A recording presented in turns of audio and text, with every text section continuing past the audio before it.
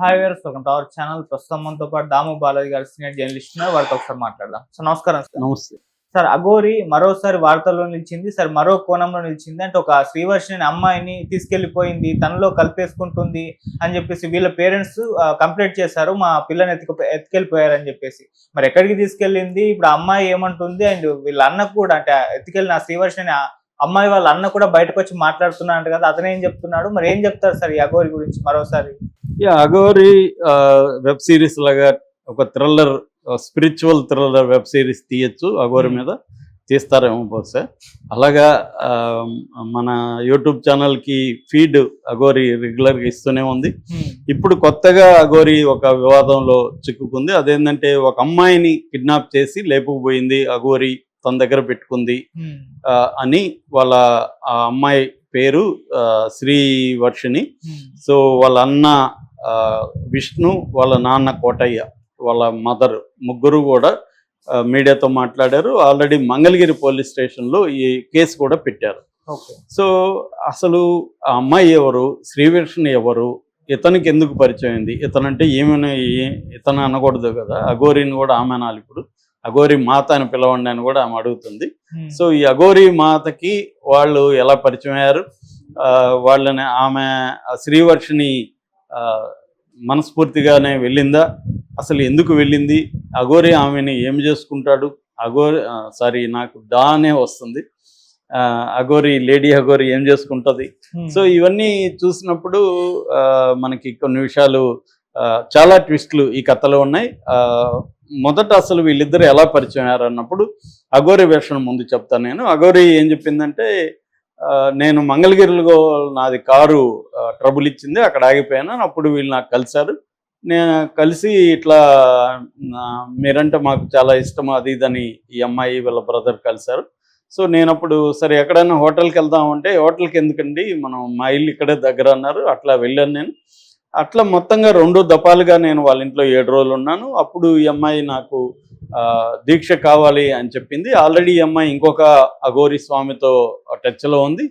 So నేను అప్పుడు కూడా అన్నాను, దీక్ష కావాలంటే అంత ఈజీ కదమ్మా, ఇది ఒకసారి కమిట్ అయితే చాలా ఇదిగా ఉండాలి, చాలా కష్టాలు ఉంటాయి అని చెప్పాను. అమ్మాయి కూడా సిద్ధమైంది. మీరు స్త్రీల కోసం పడే తపన, సనాతన ధర్మాన్ని రక్షించడం కోసం పడే తపన చూసి నాకు మీరంటే గౌరవం కలిగింది. అలాగే మీ దగ్గర చాలా పవర్స్ ఉన్నాయని నేను నమ్ముతున్నాను, ఇవన్నీ చెప్పింది. నేను కూడా చాలా కష్టాలు ఉంటాయి, దీక్ష తీసుకోవడం గొప్ప కాదు, దాని తర్వాత ఫాలో కావడం చాలా కష్టం అని చెప్పాను. దానికి రెడీ అని చెప్పింది. ఇంకోటి కూడా చెప్పాను, మీ ఇంట్లో పర్మిషన్ లేకుండా నేను నీకు దీక్ష ఇవ్వనని చెప్పాను. మీ ఇంట్లో ఒప్పించి రమ్మని చెప్పాను. అమ్మాయి కూడా ఒప్పించి వచ్చింది. సో నేనేమి బలవంతం చేయలేదు అమ్మాయిని, నేనేం కిడ్నాప్ చేయలేదు. ఇప్పుడు కూడా అమ్మాయిని మీరు కావాలంటే తీసుకెళ్ళండి, నాకేం అభ్యంతరం లేదు, నేను బలవంతంగా చేయలేదు. నేను ఈ అమ్మాయి కాదు, ఎవరు వచ్చినా కూడా మహిళలు దీక్ష ఇవ్వమని వస్తే దీక్ష ఇస్తాను. ఓన్లీ మహిళలకు మాత్రమే నేను దీక్ష ఇస్తాను, మగవాళ్ళకి ఇవ్వను. మహిళలు వస్తే దీక్ష ఇస్తాను. నేను ఆడపిల్లను ఆడపులిలాగా తయారు చేయాలనేదే నా సంకల్పం. ఎందుకంటే మహిళల మీద అనేక దాడులు జరుగుతున్నాయి. సో నేను శ్రీవర్షిని నా కూతురులాగా అడాప్ట్ చేసుకున్నాను. ఇప్పుడు నా కూతురు, నేను అన్నీ చూసుకుంటాను. అమ్మాయి నాతో ఉంటూనే స్టడీస్ కూడా కంటిన్యూ చేస్తుంది. ఇది ఈమె వెర్షన్, అఘోరి వెర్షన్. ఇక వాళ్ళ నాన్న అన్న విష్ణు వెర్షన్ ఏంటంటే, సరే ఆ విషయం చెప్పకముందు శ్రీవర్షిని వెర్షన్ చెప్దాం. ఆ అమ్మాయిని కూడా మీడియా మాట్లాడించింది. అమ్మాయి ఏం చెప్తుందంటే, నేను ఫోర్స్ చేయలేదు, నన్ను కిడ్నాప్ చేయలేదు, నేను వాలంటరీగా మా ఇంట్లో ఒప్పించి వచ్చాను. నేను ఆల్రెడీ 2nd ఇయర్ బీటెక్ చదువుతున్నాను. నాకు ఇటువంటి విషయాల పట్ల ఆసక్తి ఉంది. నేను ఈ మాతను చూసిన తర్వాత నాకు ఈ మాత దగ్గర దీక్ష తీర్చుకొని నేను కూడా మాతగా మారాలనే ఫీలింగ్ వచ్చింది. సో నేను అందుకనే వచ్చాను. నాకు ఈ మాత దగ్గర ఉంటే ఒక భద్రతగా ఉంటుందని నేను నమ్ముతున్నాను. మాతకి కొన్ని పవర్స్ ఉన్నాయని నమ్ముతున్నాను. అంటే ఏ రకమైన పవర్స్ అంటే, సమాజానికి మేలు చేసే పవర్స్ ఉన్నాయని నేను నమ్ముతున్నాను. అందుకే ముఖ్యంగా స్త్రీలకి మేలు చేసే పవర్స్ ఉన్నాయని నేను నమ్ముతున్నాను. అందుకే నేను ఈ మాత దగ్గరకి వచ్చాను. నేను ఇప్పుడు కొన్ని రోజులుగా మేమిద్దరం కలిసి అనేక గుళ్ళకి వెళ్తున్నాము. నాకు దీక్ష ఇచ్చారు మాత, నన్ను కన్న తల్లిలాగా చూసుకుంటున్నారు, సొంత బిడ్డలాగా చూసుకుంటున్నారు అనేది శ్రీవర్షిణి వెర్షన్. అంటే శ్రీవర్షిణి ఆమె దాని ఏమంటారు, ఆమెకి మేజర్ ఆమె. సో మైనర్ అయితే ఇతని మీద పోక్సో కేసు పెట్టచ్చు. సో మైనర్ కాదు, మేజర్ కాబట్టి ఆమె ఇష్టపూర్వకం వెళ్తుంది. పైగా వీళ్ళిద్దరు కలిసి మంగళగిరి పోలీస్ స్టేషన్లో పోలీసులకు చెప్పి మరీ వచ్చారు. అది కూడా అంటే ముందే వెళ్ళి మళ్ళీ మేము బలవంతంగా తీసుకుపోయారంటాము లేదని ఆ అమ్మాయి కూడా నా వాలంటరీగా నా ఇచ్ఛాపూర్వకం మనస్ఫూర్తిగానే ఇంత వెళ్తున్నానని కూడా మంగళగిరి పోలీస్ స్టేషన్లో ముందే చెప్పి వీళ్ళిద్దరు వచ్చారు. ఇప్పుడు కోటయ్య ఫ్యామిలీలో వెర్షన్ ఏంటంటే, కోటయ్యకి గతంలో హెల్త్ ఇష్యూస్ సీరియస్గా వచ్చింది. వాళ్ళది చాలా పూర్ ఫ్యామిలీ, సొంత ఇల్లు కూడా లేదు వాళ్ళకి. ఆయనకి గతంలో హెల్త్ ఇష్యూస్ వచ్చి బ్రెయిన్ స్ట్రోక్ వచ్చింది. దాని తర్వాత అనేక హాస్పిటల్లో చూపిస్తే కూడా నయం కాలేదు.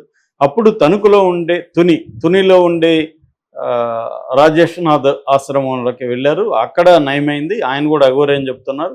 ఆ రాజేష్నాథ్కి ఈయనకి కూడా ఏదో గొడవలు ఉన్నాయి కదా, ఈమెకి లేడీ అఘోరి. సో అక్కడ వీళ్ళు ఈ అమ్మాయి ఏంటంటే ఈ కోటయ్యకి అక్కడికి పోయినాక బాగా అయింది. దాంట్లో వీళ్ళకి గురి కుదిరింది. ఈ వర్షన్కి కూడా అఘోరీల పట్ల ఇంట్రెస్ట్ కలిగింది. నేను కూడా వీళ్ళతో కలుస్తానని రాజేష్నాథ్తో టచ్లో ఉండడం మొదలైంది. సో ఈ క్రమంలో ఈ నాగసాధు అఘోరి, లేడీ అఘోరి పరిచయం అయ్యాడు, వీళ్ళకి పరిచయం అయింది. దీంతో వీళ్ళు వాళ్ళ ఇంట్లో పెట్టుకున్నారు. సో పెట్టుకున్న తర్వాత ఏమైందంటే ఈ అఘోరి వికృత రూపం చూపించిందని విష్ణు చెప్తున్నాడు. ఈ అఘోరి నన్ను కూడా ముద్దులు పెట్టుకునేది, నా మంగళసూత్రం చెన్నై నుంచి తీసుకొచ్చి మా చెల్లిమేళ్ళలో మంగళసూత్రం వేసింది, నన్ను కూడా బాగా ముద్దులు పెట్టుకొని హగ్ చేసుకునేది, అర్ధరాత్రి లేపి నాకు ఎగ్ పక్స్ కావాలి, నాకు బిర్యానీ కావాలని నన్ను పంపించేది. నేను ఉద్యోగం మానేసి అఘోరి సేవలోనే ఆమె వస్తే మా ఇంట్లో అఘోరి సేవలోనే 24 hours ఉండేది. ఎందుకంటే ఎప్పుడు ఏది అడుగుతుందో తెలీదు. రోజు కంపల్సరీ మందు తాగుతుంది, బీరు తాగుతుంది ఖచ్చితంగా. మటన్ చికెన్ లేకుండా ఉండలేదు. అట్లాగే ఎగ్ పఫ్స్, కూల్ డ్రింక్స్ ఇవన్నీ తాగుతుంది.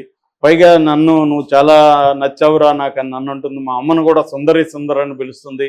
మా చెల్లిని కూడా హగ్ చేసుకోవడం, ముద్దులు పెట్టుకోవడం, ఇవన్నీ నానా పనులు. వాళ్ళిద్దరూ ఎక్కువగా ఏకాంతంగానే గడిపేవాళ్ళు. నేను ఒకసారి పొరపాటున వాళ్ళ రూమ్లోకి వెళ్తే నన్ను కూడా గట్టిగా అరిసారు ఇద్దరు కలిసి, నువ్వు ఎందుకు మా వచ్చావని. అతను క్లియర్గా ఈ అఘోరిని అతనే అంటున్నాడు. అతను ఎవరు, విష్ణు.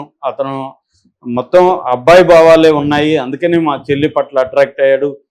మా చెల్లిని మాయ చేశాడు, అతను మందు కూడా పెట్టేశాడని మేము నమ్ముతున్నాము. మా వశం చేసుకున్నాడు. మా చెల్లికి ముందు నుంచి కూడా, చిన్నప్పటి నుంచి కూడా క్రేజీ విషయాల పట్ల అట్రాక్షన్ ఉంది. మేమిద్దరం కలిసి కూడా రీల్స్ చేసేవాళ్ళం. సో అమ్మాయికి అటెన్షన్ గ్రాబింగ్ ఇంట్రెస్ట్ కూడా ఉంది. అలాగా ఈ అఘోరిని చూసినాక క్రేజీగా అనిపించి అఘోరి మాటలకి సరెండర్ అయిపోయి వెళ్ళిపోయింది.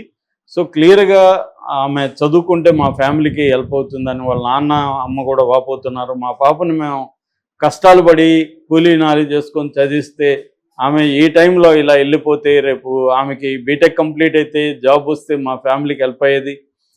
దీన్ని మా కడుపు కొట్టి అతను ఆమెను మాయమాటలు చెప్పి తీసుకెళ్ళిపోయాడు అని కోటయ్య ఆవేదనగా చెప్తున్నాడు. కోటయ్య వాళ్ళ కొడుకు విష్ణు ఇద్దరు కలిసి మంగళగిరి పోలీస్ స్టేషన్లో కంప్లైంట్ ఇచ్చారు. మంగళగిరి పోలీసులు కూడా మేజర్ అమ్మాయి సొంతంగా వెళ్ళిపోయిందని మాకు చెప్పి వెళ్ళింది, మేమేం చేయలేమని వాళ్ళు అంటున్నారు అనేది కూడా వీళ్ళ ఆవేదన. పోలీసులేమో